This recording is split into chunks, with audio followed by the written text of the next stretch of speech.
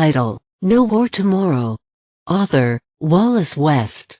Nirvana had once been the main pleasure city of Waldorratia, while Venusport had been its administrative center. Since the latter had been taken over by United Stars, Nirvana had also become the big shot capital. But it still retained its synthetic medieval grandeur. On a mountain top which pierced the planet's lower cloud layers, it rose, tier on tier of marble castles, twisting streets and crenellated walls, until it disappeared in the distance, like a dream of old Spain. They were welcomed like heroes into Valhalla when they reached the frowning wall, with its moat and torchlit portcullis. Trumpets sang from a dozen towers. The drawbridge came down with a roar. Out marched a guard of honor in shining armor, preceded by a bevy of auras in diapanis robes, or better. The latter strewed orchids along the pathway before throwing themselves into the arms of the newcomers. There were even handsome youths to greet the women in the party. "Poppycock right out of the trees," whispered Sadie. "But it wows 'em every time.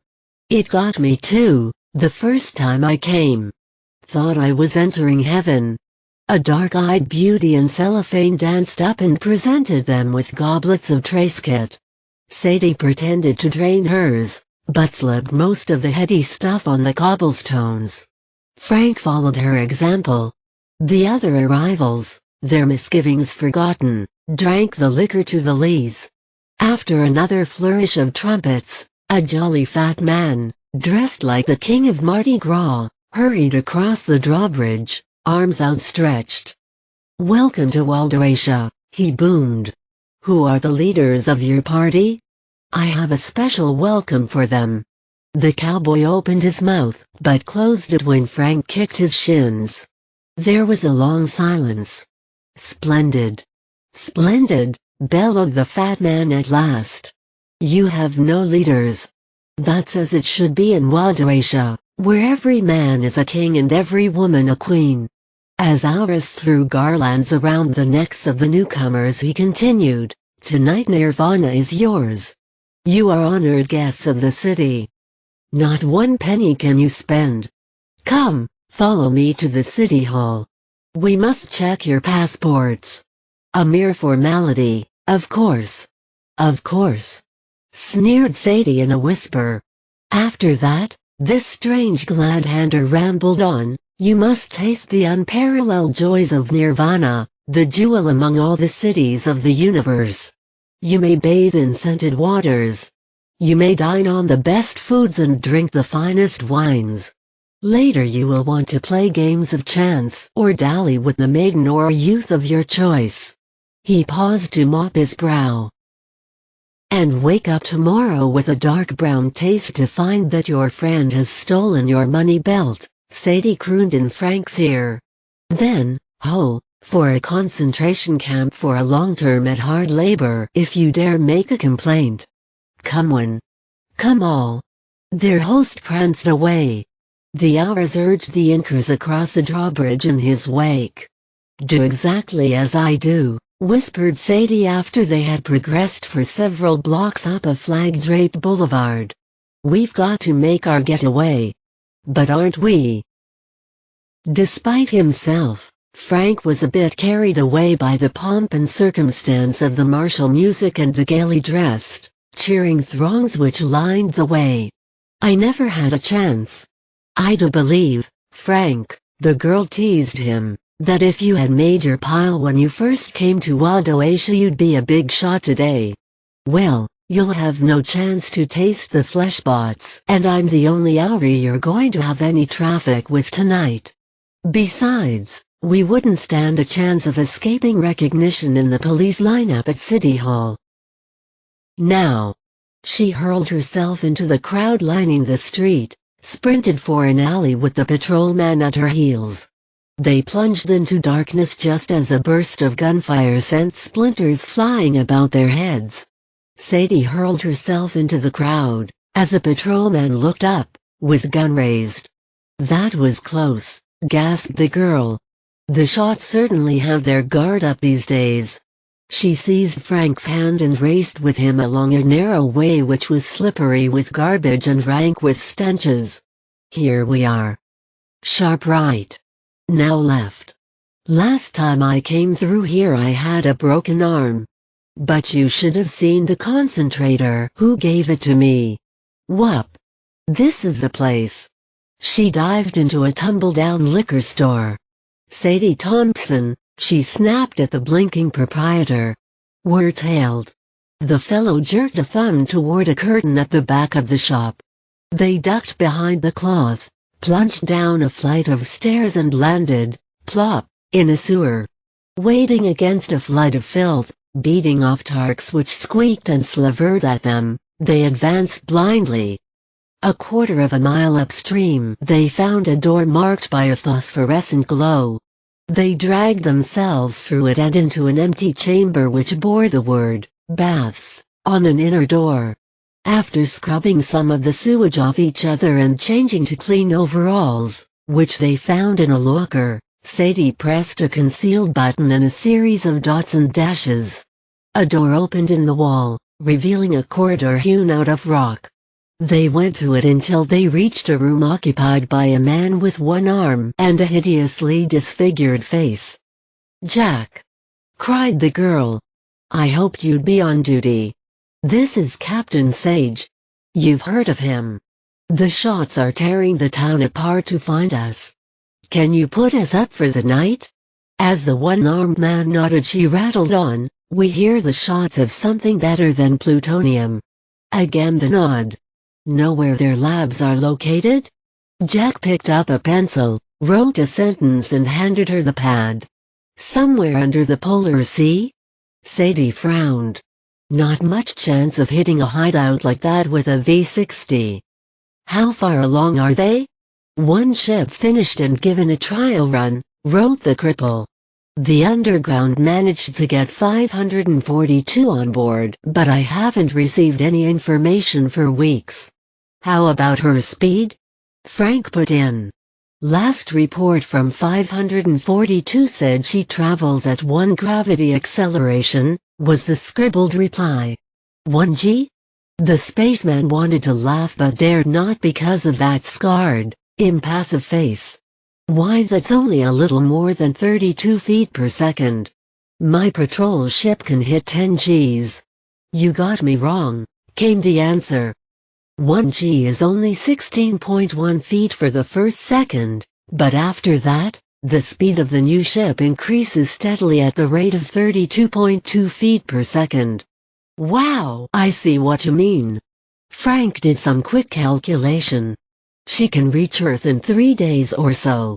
Our ships have to take more than a month for the same run, because they hit maximum speed soon after blast-off and coast the rest of the way to save fuel. And since the new ship has some sort of super fuel, there need be no limit to her size," Sadie exclaimed. "She can carry plenty of food, air and water, so crews can remain conscious at all times. Crews can move about on shipboard as comfortably as they do on the ground because her constant acceleration, or deceleration after she reaches turnover point, will act as a substitute for gravity. This is big, Frank. Bigger than we thought. Man can reach for the stars," wrote Jack. "Or finally blow himself to smithereens." This from Frank. "The shots have us licked this time if we don't stop them quick." "Can we raid that lab?" asked the girl. "Not a chance." The pencil raced. "Only a Tark could get into it. Then we'll have to fish a Tark out of some sewer." Sadie thought deeply for a moment, then slapped her round thigh. "Not a bad idea at that. Well, Jack, how about a place to sleep?" They spent the night in an air-conditioned subterranean chamber. Jack had beautifully forged passports ready for them when they awoke. After bidding him goodbye, they mounted endless stairs to emerge at last onto a busy street. Even in the pearly daylight, Venusians seldom see their monstrous sun, and then only with regret, they found that the city had lost none of its brittle charm. Its hectic Coney Island dash. Inkers by the score already were entering its blatant palaces, intent on squandering their last few silver dollars or gold nuggets in an effort to forget their grinding, hopeless toil in mine or jungle. Others, better dressed and cockier, evidently had made a stake. They were going to the dens, usually to gamble away their winnings, but once in a while to pyramid them into the coveted million, which meant freedom and a proud place in Waldoatian society. A few big shots were drifting into the more expensive and exotic pleasure haunts, there to lord it over lesser men, take their pick of lesser women, and indulge every whim their jaded fancies could invent.